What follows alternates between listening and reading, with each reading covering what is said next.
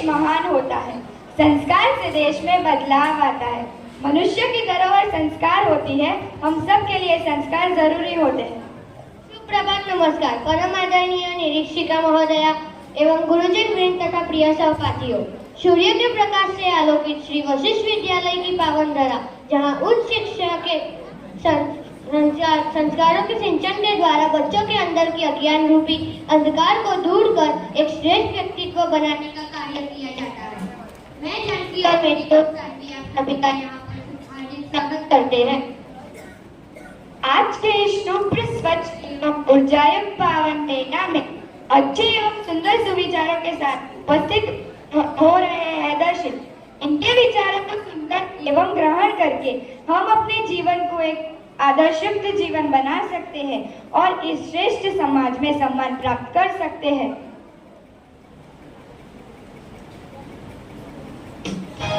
शुभ प्रभात, नमस्कार। मेरा नाम दर्शिल है और मैं कक्षा 8वीं का छात्र हूँ। मैं आपके समक्ष एक सुविचार प्रस्तुत करने जा रहा हूँ। तो आज का सुविचार है कि सोच बदल सकती है पर संस्कार नहीं। सोच बदल सकती है पर संस्कार नहीं। संस्कार किसी को दिए नहीं जा सकते, केवल अपने परिवार और गुरुओं से सीखे जा सकते हैं। धन्यवाद। धन्यवाद दर्शिल। संस्कारों से जीवन सुव्यवस्थित चलता है। संस्कारों से जीवन सुव्यवस्थित चलता है। कई परेशानियों से मनुष्य मुक्त होता है। संस्कार ही जीवन का आधार होता है, क्योंकि माता पिता गुरु के चरणों में ही स्वर्ग का वास होता है। अब मैं इस मंच पर संस्कार को और अच्छी तरह से व्यक्त करने के लिए बुलाना चाहती हूँ लक्ष्य को, जो एक सुंदर कहानी हमारे सामने पेश करेंगे। सुप्रभात मित्रों, मेरा नाम लक्ष्य राजेंद्र प्रताप सिंह है। मैं कक्षा 8 का छात्री हूँ। आज मैं आपके समक्ष कहानी प्रस्तुत करूंगा। मेरी कहानी का शीर्षक है संस्कार। एक राजा था। एक राजा के पास एक सुंदर घोड़ी थी। युद्ध में कई बार घोड़ी ने राजा के प्राण बचाए थे, इसलिए घोड़ी राजा के लिए वफादार थी। कुछ दिनों बाद घोड़ी को एक बच्चा होता है, लेकिन वो काना पैदा होता है, पर वो हष्ट-पुष्ट से बहुत मजबूत होता है। बच्चा बड़ा होता है। बच्चा बड़ा होकर माँ से पूछता है, माँ, मैं हष्ट-पुष्ट से इतना मजबूत हूँ, फिर भी मैं काना क्यों पैदा हुआ? इसमें माँ बोलती है, बेटा, जब मैं गर्भवती थी तब राजा मुझे शहर पे लेके गया था, जिससे तुम ऐसे पैदा हुए। ये बात सुन के घोड़े को बहुत गुस्सा आया।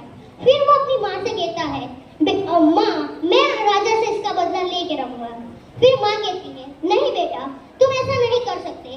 राजा ने हमारा पालन पोषण किया है, जिससे तुम इतने स्वस्थ और सुंदर हो। अगर कोई इंसान गलती से हमें क्षति पहुंचाए तो उसका ये अर्थ नहीं है कि हम भी उसे क्षति पहुंचाए। लेकिन घोड़े को ये बात कुछ समझ में नहीं है और फिर उससे राजा से बदला लेने का निर्णय ले लिया। वो दिन रात सोचता रहा कि वो राजा से कब कैसे बदला लेगा। फिर एक दिन उसको ये मौका मिल गया। राजा खुद उसे युद्ध भूमि में लेके गया। राजा लड़ते लड़ते घोड़े के पीठ पे घायल हो गया। अगर घोड़ा चाहता तो राजा को वहाँ पे छोड़ देता, लेकिन उसने नहीं किया। वो राजा को लेके जाता है उसके राज्य महल में और बाद में राजा स्वस्थ हो जाता है। बाद में घोड़ा सोचता है, आज मुझे राजा से बदला लेने का पूरा मौका था, लेकिन मैं फिर भी ऐसा क्यों नहीं कर पाया। वो दिन रात सोचने लगा। फिर वो अपनी माँ के पास जाके बोलता है, माँ, आज मेरे पास राजा से बदला लेने का पूरा मौका था, फिर भी मैं ऐसा क्यों नहीं कर पाया। इसमें माँ हंस के बोलती है, बेटा, तू मेरा खून है, तुझमें मेरा ही अंश है, तू नमक हरामी कभी कर ही नहीं सकता। वाकई ये सच है। जैसे हमारे संस्कार होते हैं, वैसा ही हमारा व्यक्तित्व। हमारे माँ बाप के जो संस्कार होते हैं, उन्हीं को हम ग्रहण करके पैदा होते हैं। आगे चलते ही हमारे कर्म ही संस्कार बनते हैं और संस्कार ही प्रारंभ। हमारे पारिवारिक संस्कार हमारे गहरे मस्तिष्क में बैठ जाते हैं।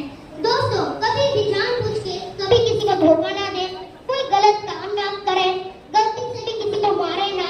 इन सभी चीज से आप लाखों रहेंगे और सुख दुख के समय हमेशा ईश्वर के साथ रहें, जिससे आप अनुकूल रह पाएंगे। अंत ही हमें इस कहानी से ये शिक्षा मिलती है कि हमारे जो संस्कार होते हैं वो हमें माता पिता से ही मिलते हैं। धन्यवाद। धन्यवाद लक्ष्य। अब हमारे बीच में आ रही है अंशु, जो एक प्रेरणादायी गीत से हम सभी को अभिभूत करेगी। सुप्रभात, नमस्कार। मैं अंशु कक्षा 6 की छात्रा आपके सामने एक कविता प्रस्तुत करने जा रही हूँ। आज जरूरत है मानव को आध्यात्म प्राथमिक उपचार की। संस्कार है एकमात्र औषधि इस व्याकुल संसार की। भोगवाद ने भौतिकता का मापदंड अपनाया है। मानवीय मूल्यों को हमने बिल्कुल यहाँ भुलाया है। समझ लिया साधन को सब कुछ किंतु साधक भूले हम। समझ लिया साधन को सब कुछ किंतु साधक भूले हम। और मूर्खता को चतुराई समझ बुद्धि पर फूले हम। समझ बुद्धि पर फूले हम। आज मांग है दृष्टिकोण में उसके तुरंत सुधार की। आज मांग है दृष्टिकोण में उसके तुरंत सुधार की। संस्कार है एक मात्र औषधि इस व्याकुल संसार की। इस व्याकुल संसार की। इस व्याकुल संसार की। धन्यवाद। धन्यवाद अंशु। अगली प्रस्तुति के लिए मैं संस्कार को और भी प्रतिपुष्टि के लिए लघु नाटक में सम्मिलित कलाकारों के साथ आनंद सर को भी निवेदन करती हूँ कि वे आए और हमें इस नाटक के द्वारा एक प्रेरणा एवं सीख प्रदान करें।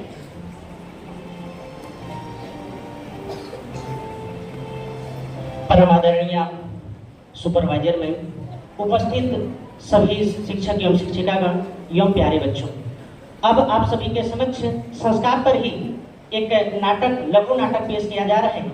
इसके लिए मैं आपको एक कहानी बताऊंगा और उस कहानी के तत्व पर यह नाटक आपके बीच में प्रस्तुत होगा। एक गांव में दो भाई रहा करते थे।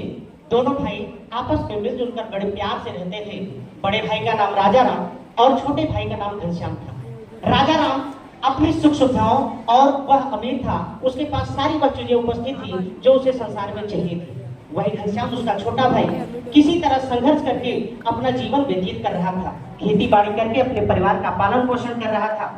लेकिन कुछ समय बाद उस गांव में अकाल पड़ जाता है और अकाल पड़ने के कारण वहां उसकी खेती सब नष्ट हो जाती है। जब उसकी खेती नष्ट हो जाती है तो वह परेशान हो जाता है, एक एक दाने के लिए मोहताज हो जाता है। तब वह और उसकी पत्नी दोनों आपस में चर्चा कर रहे होते हैं कि आखिर हम अपना जीवन का पालन पोषण कैसे करेंगे, अपने परिवार को आगे कैसे बढ़ाएंगे। इसी बात की चिंता में थे तो उसकी पत्नी ने उन्हें सुझाव दिया कि क्यों ना आप अपने बड़े भाई राजा राम जी के पास जाएं और उनसे मदद मांगे। तो इस तरह से सुझाव को समझकर घनश्याम जो है अगली सुबह राजा राम अपने बड़े भाई के घर पर पहुंचता है।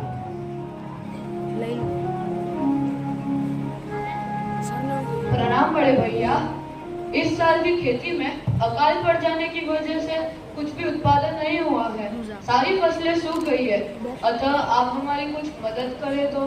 देखो घनश्याम, मैंने तुम्हारी बहुत मदद की है, लेकिन अब तुम्हारा और हमारा रास्ता अलग हो गया है। अब हम दोनों अलग हो गए हैं, अतः मुझसे मदद की कोई उम्मीद मत रखो। मैं तुम्हारी मदद नहीं कर सकता।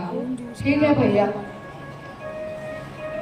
भैया से मदद मांगी लेकिन उन्होंने साफ इनकार कर दिया। अब हम अपने परिवार का पालन पोषण कैसे करेंगे? और तो और जमींदार का लगाना कर्जा भी बाकी है। बड़ी मुसीबत आन पड़ी है। अब तो लगता है गांव से शहर जाके 2 पैसे कमाने की उम्मीद ही रखनी पड़ेगी। तो इस तरह से देखा कोई बात नहीं। तो इस तरह से आपने देखा कि पारिवारिक जिम्मेदारी को झेलते हुए वह घनश्याम, अब उसके पास कोई विकल्प नहीं बचा अपने परिवार को कैसे संवारे, कैसे उसे पालन पोषण करे। तो वह निर्णय लेता है और अपने परिवार के साथ जंगल के रास्ते से होते हुए शहर की ओर प्रयाण करता है। और जब वह जंगल के रास्ते जा रहा होता है तो सायंकाल हो जाती है और धीरे धीरे वह विचार करता है कि क्यों ना इस जंगल में ही आज पेड़ के नीचे विश्राम करे। और वह अपने परिवार के साथ उसी पेड़ के नीचे जंगल में विश्राम करता है। और विश्राम करने के बाद जब वे निद्रा से जागते हैं और अगले दिन सुबह होती है,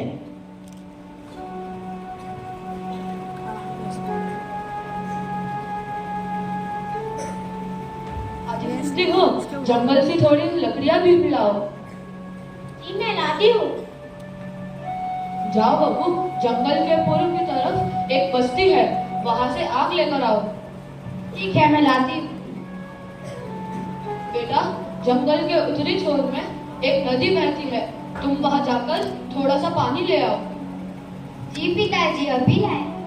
तो इस तरह से आपने देखा कि घनश्याम ने अपनी पत्नी, अपनी बहू और अपने बेटे को जिस तरह से जो मांगा, जो लाने के लिए आज्ञा दी, वह सब लेने के लिए चले गए। और यह सारा दृश्य उसी पेड़ पर एक बंदर बैठा था, वह देख रहा था और वह धीरे धीरे नीचे आता है और घनश्याम से आकर पूछता है,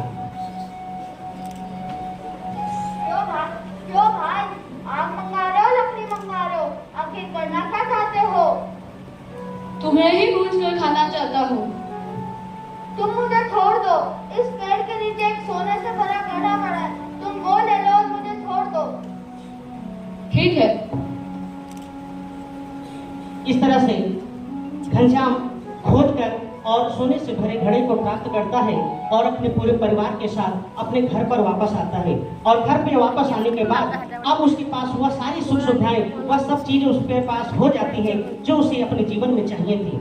जब यह बात उसके बड़े भाई राजा राम को पता चलती है कि अभी कुछ दिन पहले कंगाली की हालत में जीवन जीने वाला उसका भाई आज अमीर हो गया है, तो वह भी उसके मन में भी लालच की एक धारा फूट पड़ी और वह भी उसी तरह से लालच में आकर धन प्राप्ति हेतु उसी जंगल में और उसी जंगल में जो पेड़ था उस वृक्ष के नीचे जाकर वहां पर विश्राम करता है।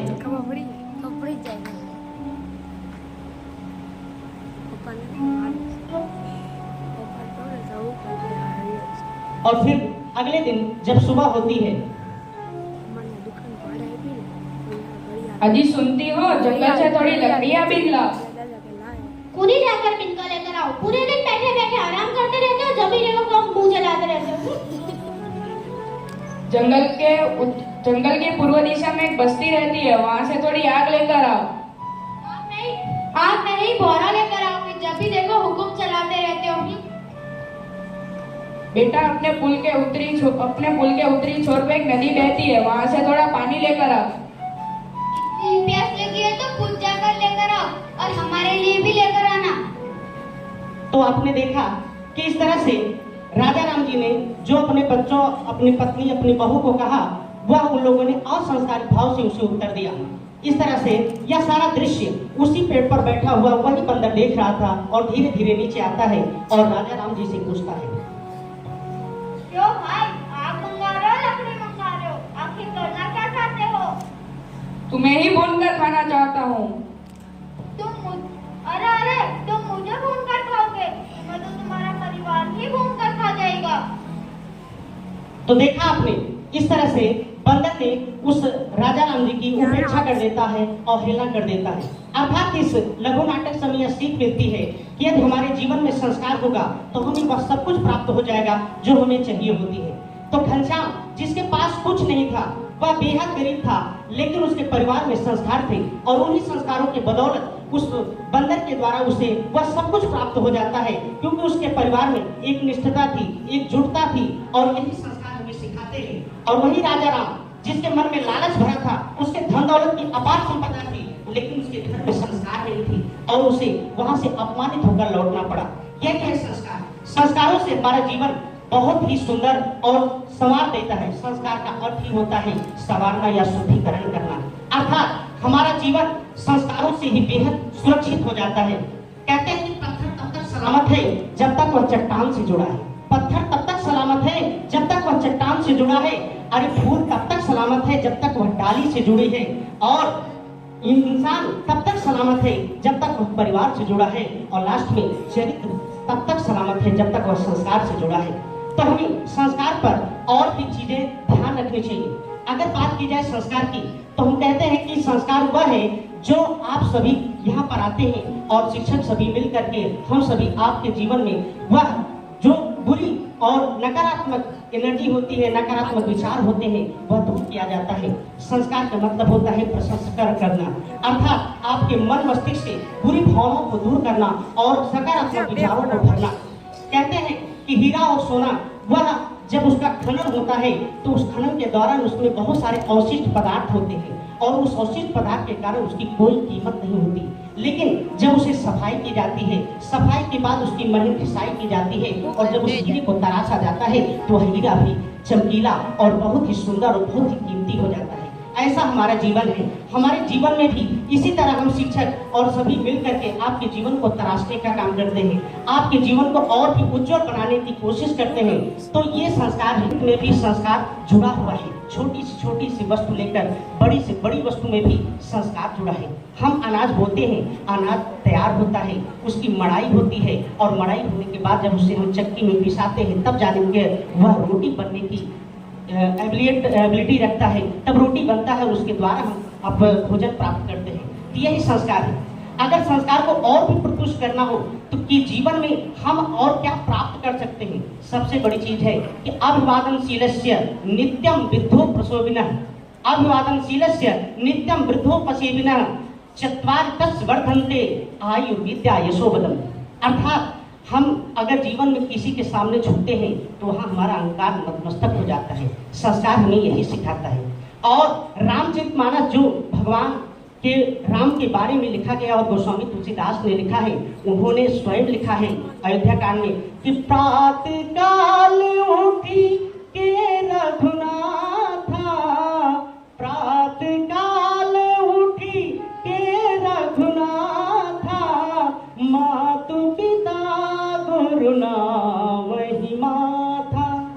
ये संस्कार कहाँ चला गया? हमें संस्कारों में सीखना चाहिए। हम रामचरितमानस पढ़ते हैं, सुंदरकांड पढ़ते हैं, लेकिन उसके संस्कार को भी जीना चाहिए। एक भाई भाई के प्रति क्या प्रेम होता है, क्या स्नेह होता है, अगर आप उसे थोड़ा सा समझने का प्रयास करें तो जब भगवान श्री राम और माता सीता और लक्ष्मण जी चित्रकूट में थे, जंगल में थे और भरत भाई को पता नहीं चला, और जब वह कैकेयी राज्य से वापस आते हैं और उन्हें पता चलता है कि उनके बड़े भाई राम वह जंगल में चले गए हैं, बड़े दुखी होते हैं।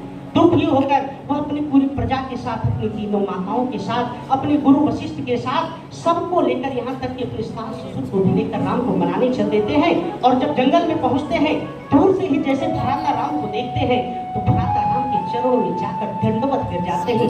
ये हमारा संस्कार था, दंडवत। सानुज सखा समेत मगन मन, बिसरे हर्ष शोक सुख दुख गन, पाहि माम कहीं पाहि बसाई, भूतल पड़े लकुटी के नाई। भूतल पर जाकर लिपट गए, जैसे डंडा लेट जाता है वैसे हमारे भरत जी राम के चरणों में भी लेट जाते हैं। ये संस्कार हमें जीवित करना है, इस संस्कार को बनाना है।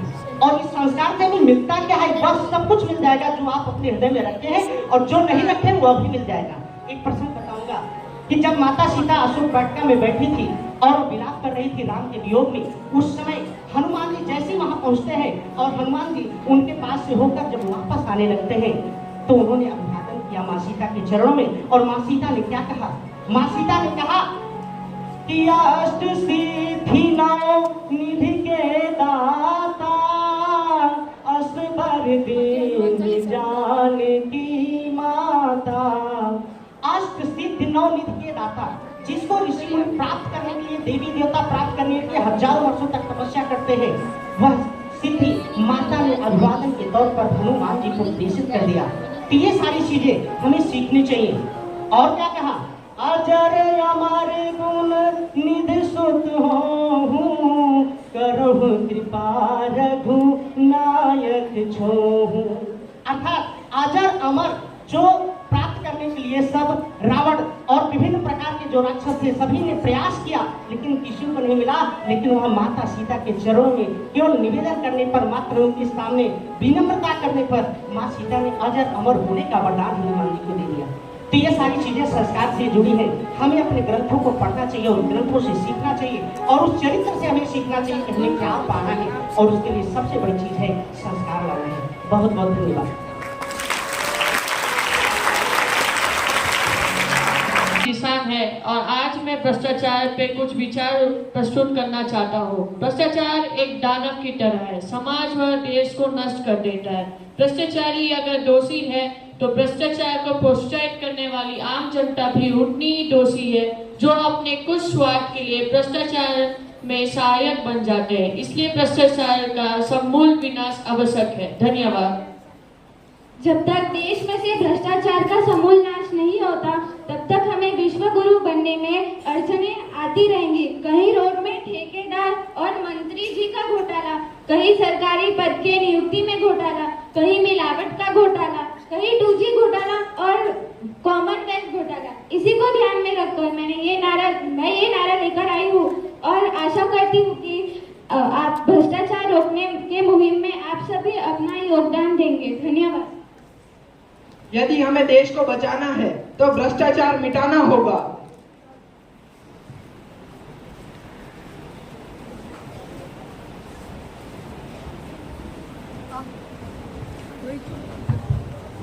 शासन में कार्य के प्रति पारदर्शिता और जवाबदारी आवश्यक है। भारत में भ्रष्टाचार की रोकथाम जरूरी है, इसीलिए CBSE द्वारा विजिलेंस अवेयरनेस वीक मनाया जा रहा है। हमारी पीढ़ी भ्रष्टाचार से मुक्त रहे, इसीलिए हम सभी इसमें सहभागी बनेंगे। आइए हम सभी प्रतिज्ञा लें कि हम भ्रष्टाचार से दूर रहेंगे और उसका साथ नहीं देंगे।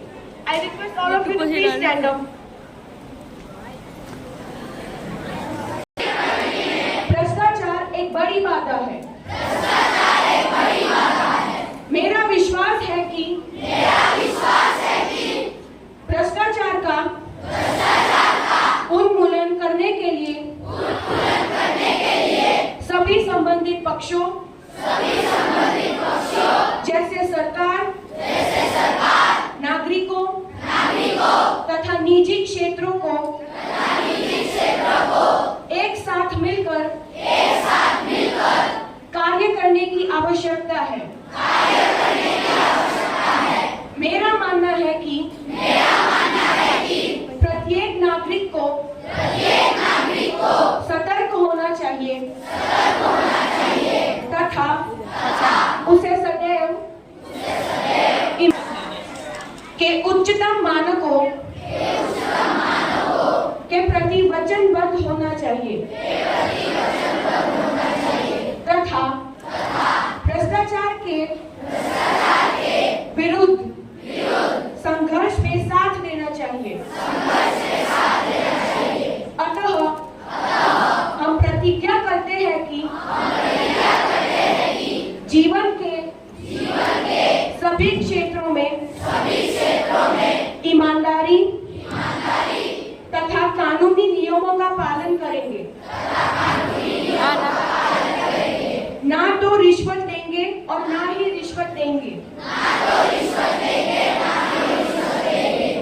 सभी कार्य ईमानदारी तथा पारदर्शी रीति से करेंगे। जनहित में कार्य करेंगे। अपने निजी आचरण में ईमानदारी दिखाकर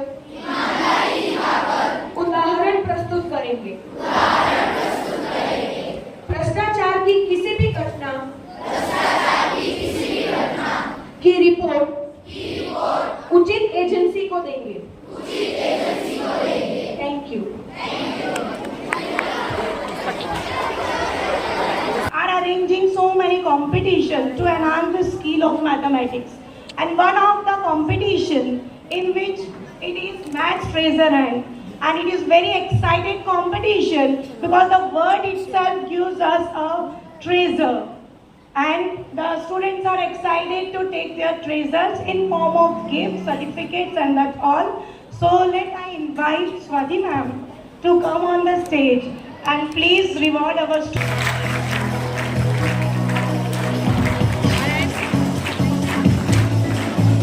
So let us start with 6th standard. In 6th standard, the first position is grabbed by Ashoka House. All the team members from Ashoka House, please come on the stage.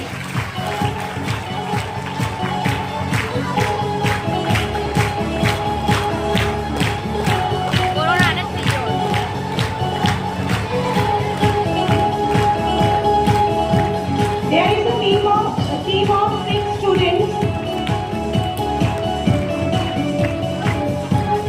And the second goes to Shivaji House.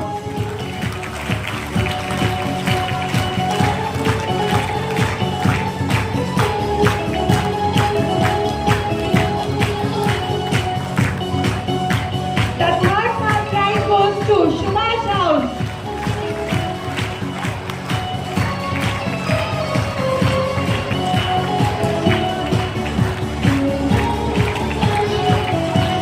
The similar manner we have done in 7th.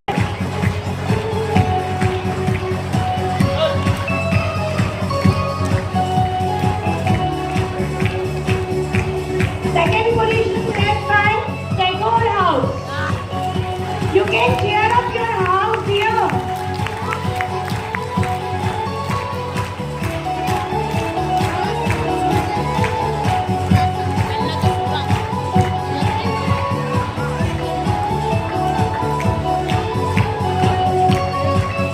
And the third position taken by Shivaji House.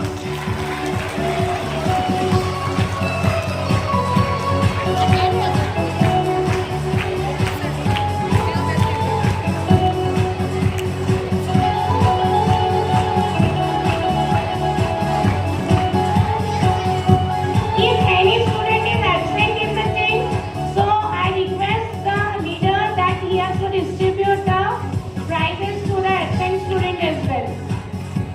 Similarly, the same has been done in 8th standard, and the first position grabbed by Ashoka House. Sorry, the first position grabbed by Subhash House.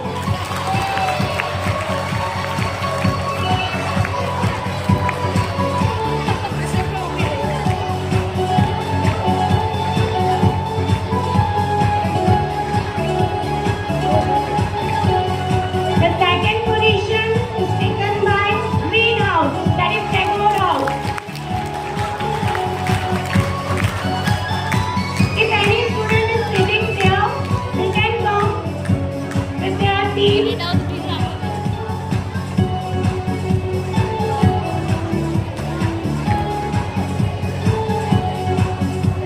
And the third position will be taken by Shivaji House.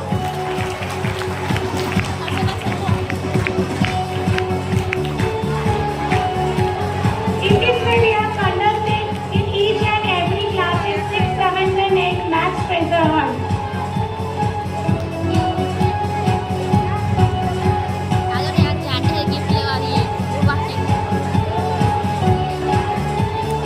Thank you, ma'am. But there will be the overall result has been announced for all the houses according to the points. So overall, the first winner is Blue House, that is Ashoka House.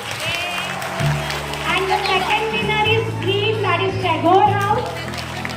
And the third winner is Yellow, that is Shivaji House. Thank you, students.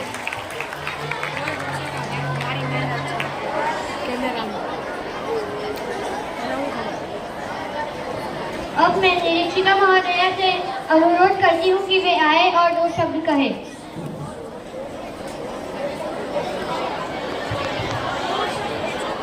Good morning, all the teachers and selected assembly. You might have seen some of the things shared about corruption. That was actually an instruction came by CBSE, and with due respect, we have followed the instructions given by CBSE. CBSE wanted all the children to take the pledge that we all will be supporting in the mission carried by CBSE, the nice organization of the prize distribution today. I'm here for one or two announcements. One is all the 2 students will be here. They will remain in the auditorium for next 5 to 10 minutes along with the teachers. The non-class teachers will be going to their classes for the next 5-10 minutes. Another important announcement is, yesterday you all have received your Diwali assignments. That was given in soft copy. If you're having any doubts regarding with any of the subjects, you can ask your teachers during your regular classes. For the same, you will be getting the hard copy in the classrooms today, most probably before the brunch time. Thank you so much. Have a nice day.